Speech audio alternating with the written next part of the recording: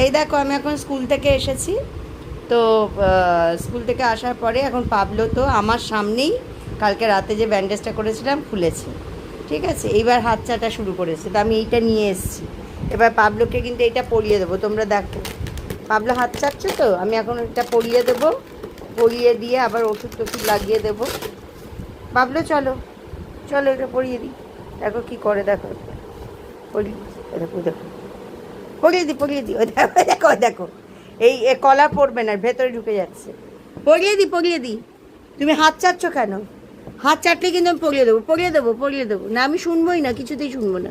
তুমি বেরিয়ে এসো, খাটের তলা থেকে বেরিয়ে এসো, আমি পরিয়ে দেবো তোমাকে এখন। ওই দেখো গিয়ে বসে আছে, দেখেছো, পড়াতে দেবে না। দেখি তো পরিয়ে দিই,